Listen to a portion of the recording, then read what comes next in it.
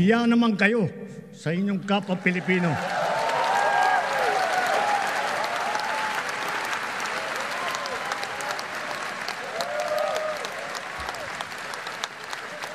Mahiya naman kayo sa mga kabahayan nating naanod o nalubog sa mga pagbaha.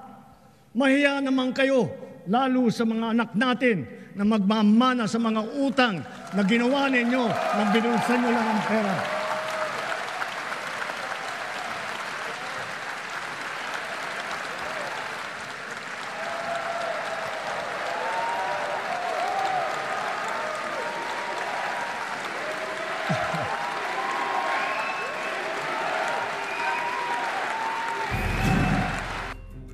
Isa rin sa highlights ng ika-4 na State of the Nation address ni Pangulong Bongbong Marcos kahapon ang kanyang banta na pananagutin ang mga sangkot sa katiwalian sa flood control projects. Nakatanggap siya ng standing ovation at palakpakan sa pahayag na ito. Iimbestigahan at kakasuhan niya ang mga nakipagsabwatan at nagkarakit sa mga proyekto. Inatasan niya ang DPWH na magsumite ng listahan sa lahat ng flood control projects sa nakalipas na 3 taon. Tiniyak naman ng ahensya na susunod sa utos ng Pangulo. Sa puntong ito, magkakausap natin si DPWH Secretary Manny Bonoan. Magandang tanghali po sa inyo, Secretary Bonoan. Magandang tanghali, Cheryl. Magandang tanghali po sa ating mga subaybay. Sec, hindi po ba may regular naman talaga na report ang DPWH sa Pangulo? Ano po yung magiging kaibahan nitong panibagong listahan ng flood control projects na ipinasusumiti po sa inyo? Well, excuse me. Ang report namin kasi paminsan-minsan kay Presidente is yung overall accomplishment lang, no?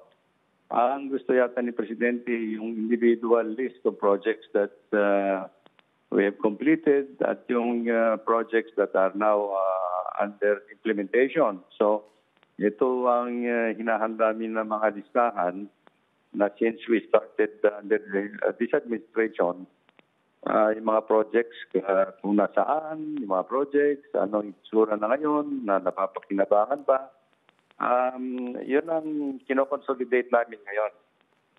I think, sabi ko nga, may mga dito sa project monitoring system namin, kompleto naman yung mga data namin, including yung mga pictures, yung mga projects na nagawa. So, ito po yung isasubmit namin kay Presidente. Ilang proyekto na po ba ang nasa preliminary list ninyo na meron po ba dito din sa list na ito ang iniimbestigahan? Ang isasubmit namin is a number of projects that we have completed since July of 2022 until May, I think, of this year, which I think about 9,800 projects all over the country, no? All over the country, and there are, I think, about 5,700 that are ongoing at this time na mga projects na ginagawa pa namin. Pero dito po ba sa mga natapos na proyekto at doon pa kasama doon sa mga ongoing projects, ay meron po bang iniimbestigahan dito? Ay, wala naman kami pang iniimbestigahan dito, but I think with all the records that we will be submitting, I think we also intend to conduct yung audit namin sa lahat ng mga projects kasi that's already 3 years. Tingnan namin kung ano ang itsura na yung mga projects na nagawa. Kasi the mga projects that we have implemented should be lasting for anywhere between 5 to 10 years naman siguro. Dapat nandiyan pa yan. So this is what we are going to investigate at this point in time. But initially, we will submit on the list to the President. Pero, Sec, paano po ba ang SISTE? So, natapos po yung proyekto na i-turn over. Kanino din po Sino ang gumagawa noong, paano po ba yan? Yearly or every 3 years na pag-check yung maintenance po nito? Sino po ang dapat gumagawa nito? Well, depende rin po kasi kung yung mga there are three types of waterways natin dito sa Pilipinas. Meron po yung river basins natin which are directly under the responsibility of the department. Ito yung malalaking rivers that nagko-connect yung mga provinces and towns. Yung mga malalaki po ito, no? There are 18 major river basins in the country. Tapos meron po tayo yung mga principal rivers. I think these are 403 principal rivers which actually under DPWH functions na rin. Pero meron tayo yung mga small tributaries which are supposed to be under the local governments naman po ito. So, but ang pan po natin dito is lahat-lahat po nito because of the priorities that had been included in the program of the department. Meron po of course, meron kami ng mga malalaking projects sa river basins, meron din kami sa mga principal rivers, at saka meron din kami sa mga tributaries. Yun po yung system ng jurisdiction ng mga flood control projects natin. May utos po si Pangulo na dapat gawing available sa publiko yung mga listahang Yes po. ito. Ano po yung konkretong hakbang ninyo para palakasin yung transparency at community participation sa pagmomonitor ng mga proyektong ito? Well, actually, accessible naman yung apps namin sa project monitoring apps namin actually. But at the same time, we will provide actually the Presidente, as he has instructed us, to submit actually the lists of projects and their status at this time po. Sasubmit po namin so that magiging available po sa public. Kung gusto nilang tingnan, mabuti naman po at na makatulong namin na mag-inspect dun sa mga projects. Kung nandoon pa yung projects, ano ang kabutihan na naidulot niyan. At kung ano yung status po, yung mga projects na nandoon sa kanilang bayan. So, okay. Kanina nga po sabi nyo, doon sa mga projects na yon, mayroon na nasa ilalim pa rin ng DPWH, meron, dapat yan ay ang nagmo-monitor ay local government, provincial government? Meron din po, yung mga ganun po. Yung mga small rivers, mga tributaries po. So kung dito po sa under ng local government or provincial government, may palpak po dun sa paggawa, napapaabot pa po ba sa inyo yon? Ganito po yun, no? Yung mga projects na yon, palagay ko, DPWH pa rin po ang gumawa niyan. Kaya lang nailagay lang po dun sa programa namin. Alright. So kami rin po, I think yung sinasabi ko, kahit na meron po yung sa mga local government units, marami din po yung mga flood controls na isinagawa po ng DPWH para doon sa mga small tributaries po. Okay. So ngayon po sabi nyo nga 9,800 na yung natapos pero may ongoing na 5,700. Dito po ba sa Yes, 5,700 secretary na proyekto on schedule naman po o merong mga hindi natapos or ilan po dito ang may mga problema? Ito po yung po namin siguro ito yung kasi ang implementation period po namin sa programa namin 2 years, no. So if we have a program in 2024, ito po siguro yung residual number of projects that we are still implementing up to the end of 2025. Tapos meron din po kami yung mga bagong projects ngayon 2025 na isasagawa rin po namin for 2 years po yan. 2 years yung validity yung program namin. Sek, marami po sa mga hindi binabaha noon ang binaha ngayon dahil sa habagat, gaya po sa Las Piñas at Parañaque. May kasama po bang mga iniimbestigahan dito o may mga recent po ba na mga isinagawa o natapos na flood control projects dito? Well, Las Piñas at saka dito kay Metro Manila po yan, no? Opo, Las Piñas and Sa Metro Parañaque. Sa Metro Manila po kasi, katulong po kami ng MMDA sa pagkakuha ng address ng flood control management program sa Metro Manila. Opo. Sa ngayon po, ang kasalukuyan responsibilidad namin dito sa Metro Manila is actually yung drainage system along national roads. Opo. National roads, no? At tinutulungan din namin yung MMDA kasi nasa kanila na yung operation and maintenance ng mga pumping stations. Under the World Bank program po,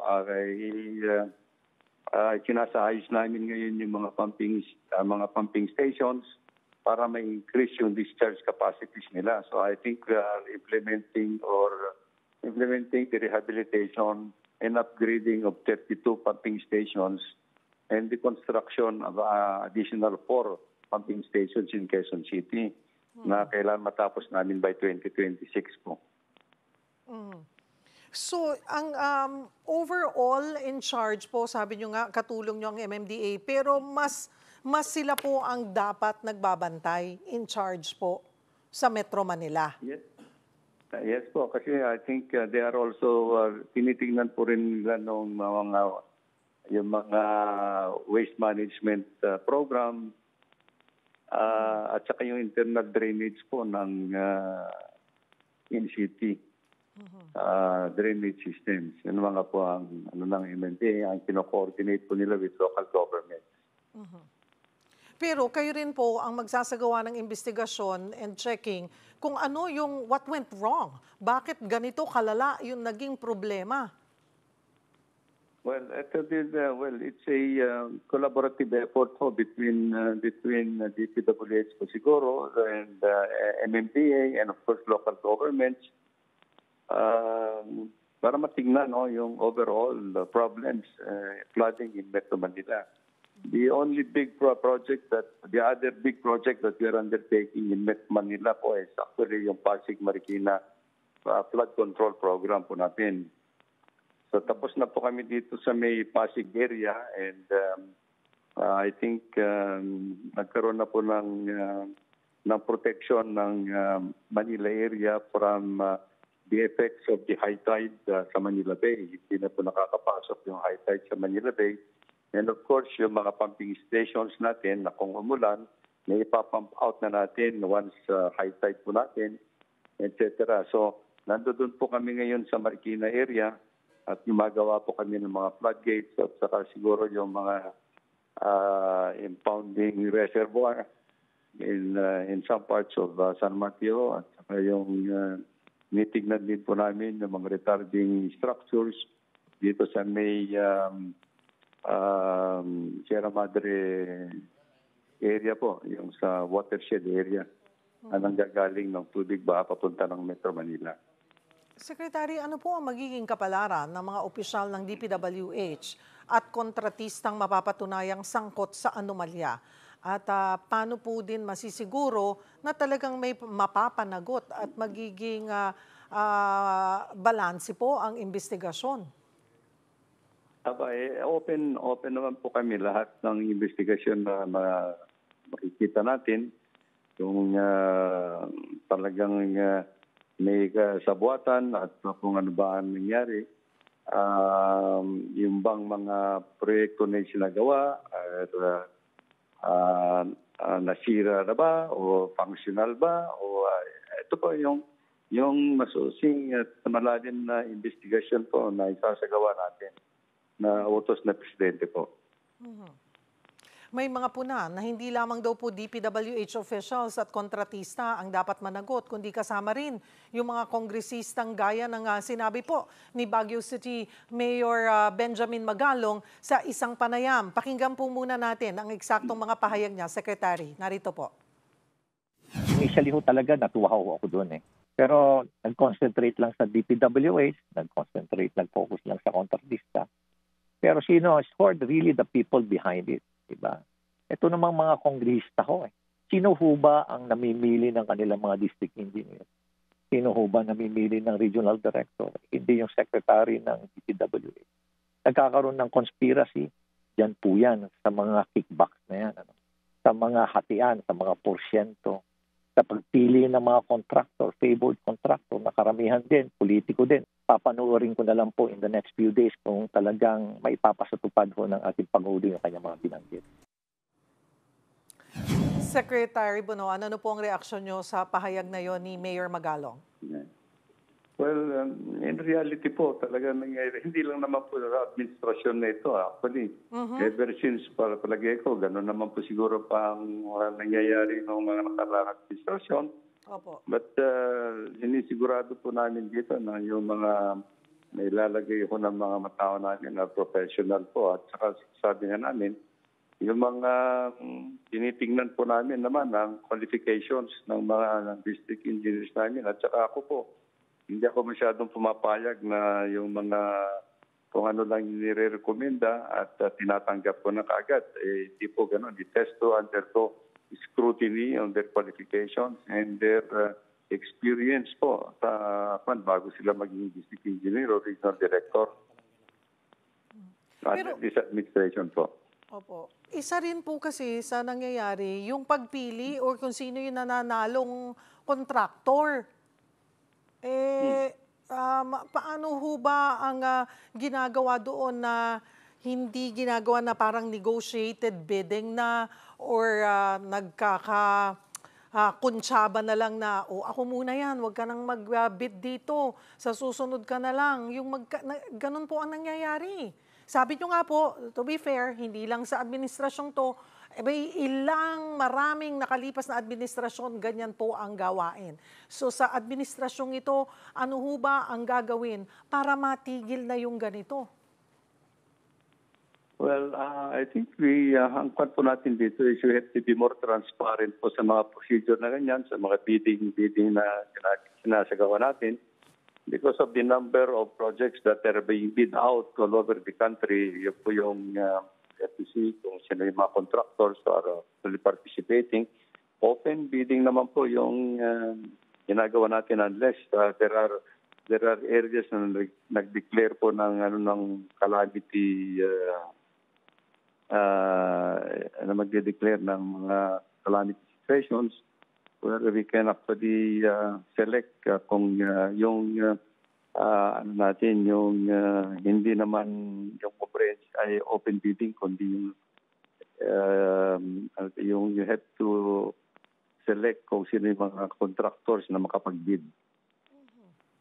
At yung po mga sinasabi na yung mga contractor din naman na yan, mga kaibigan or pag-aari din ng pamilya nung nakaupong opisyal. Well, I would not want to comment po on this time. Actually, makikita po natin siguro sa investigation na Cheryl kung paano yung nangyayari dito. Pero Secretary, pinagbabawal po ba yon? Well, dapat naman kailangan they have to be pre-qualified and they have to be may license po sila sa Philippine Contractors Accreditation Board po. Yung mga contractors that are participating in the projects that are being implemented by DPWH. Dapat lisensyado po sila. Opo. So kahit na lisensyado, okay, pagpalagay natin, lisensyado, qualified, nakuha lahat. Ano po ang kailangan na permit? Pero kamag-anak naman nung nakaupo. Yun ay wala po yun na sinasabing hindi pwede sumali. Hindi naman kasi may license naman, very actually. So, pwede naman yung mga ganong situation, pwede naman silang sumali kung saan-saan, hindi lang naman dun sa siguro kung saan nakaupo yung kamag-anak. Kahit sa banda ng Pilipinas naman, pwede silang sumali, basta may lisensya naman. Nagbabala po ang Pangulo na i-veto ang 2026 national budget kung hindi nahahanay sa National Expenditure Program. Ano po ang reaksyon ninyo dito nung narinig nyo po iyon? Tuwan-tuwa kami, Cheryl. Sa totoo lang.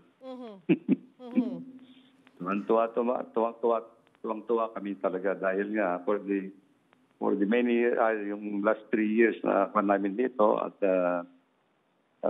tuwi-tuwi na medyo hindi naman nasusunod yung President's program o National Expenditure Program that we submit actually.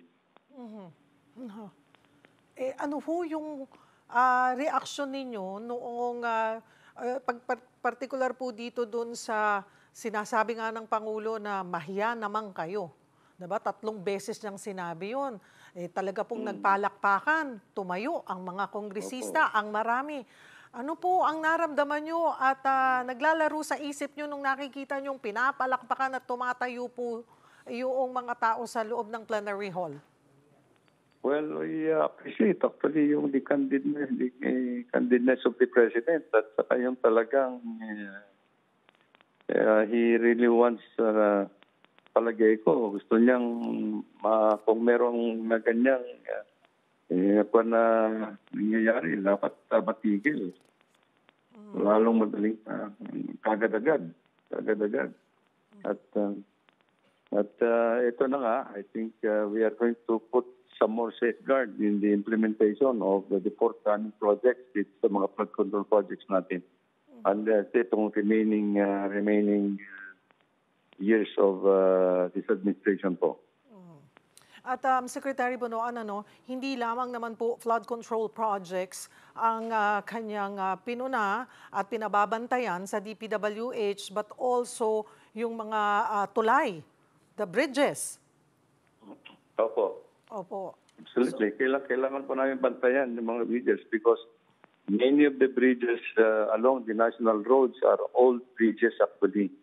And ito na nga po yung pinapabantayan nga ng ating presidente. Ang problema namin kasi dito, kung minsan wala na talagang pang yung maintenance fund na pinasaalang-alang sana namin ang taon-taon, medyo hindi ho nabibigay lahat. Yung mga ganun po. So, I think this time, when the President said na dapat dito niya, kung hindi masunod yung National Expenditure Program niya for next year, tuwan-tuwa po kami talaga.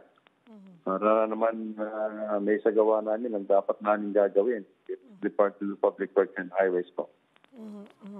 May balak po ba ang DPWH na magdagdag ng tao or mag-create ng team or ng grupo na talagang tututok lamang para tignan kung naaayon at nasusunod po yung mga dapat na nakalagay doon sa bawat proyekto na ginawa, sisimulan at ginagawa po sa DPWH?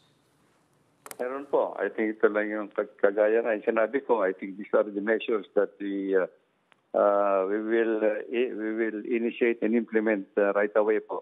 Ito lang yung pinag-usapan namin sa mga tao po kanina.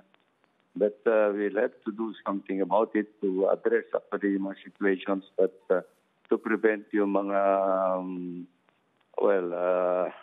yung pag-select at pag-implement ng mga projects na natatama sa design, nagagawa sa tamang construction methodologies, etc. po. At meron din po kaming tatatag na mga special audit teams na tumitingin sa mga proyektong sinasagawa po. Sa programa pong Build Better More, sinabi ng Pangulo na tuloy-tuloy ang malalaking proyekto kahit matapos po ang termino niya. Ano pa po yung mga proyektong matatapos ngayong administrasyon at alin po ang magpapatuloy kahit tapos na ang termino ni PBBM? Napakarami po yung flagship projects that are going to be implemented actually under this administration. Unfortunately, baka marami rin po yung hindi namin matatapos. But I think the important thing is this administration has already initiated itong mga malaking projects for the benefit of the Filipino people po. Marami po. Sinabi nga ni Presidente, yung Bataan Cavite Interlink Bridge, na this is going to be one of the longest bay bridge in the world. Sabi natin, marami pa rin po yung mga ibang bypass projects na sinasagawa, mga tunneling projects na ginagawa na po ngayon. at mga iba pang mga tulay sinasagawa po under preparation and implementation within the term of the President po. Sec, ihabol ko lamang po itong nabanggit din ni Pangulong Bongbong Marcos, yung rehabilitasyon po ng EDSA Guadalupe Bridge. Ano po ba ang update po dito? Kailan po sisimulan? Well, this year po, ang sabi nga ng Presidente, which actually is going to happen, is actually we are still going to, within this year, construct po kami ng mga detour bridges muna at makukumpuni namin by siguro towards the early part of the 2026. But we intend not to start the reconstruction of the outer structures of Guadalupe Bridge in 2026 because of the ASEAN meeting. Yung actual rehabilitation po ng Guadalupe Bridge may start actually in 2027 po siguro. Ang clarify ko lang po, hindi po masasara ang Guadalupe Bridge. Ang gagawin lang po namin is yung outer structures po. Yung gitna po ng Guadalupe Bridge, hindi po isasara. Alright, thank you for the update at salamat din po sa inyong oras, DPWH Secretary Manny Bonoan.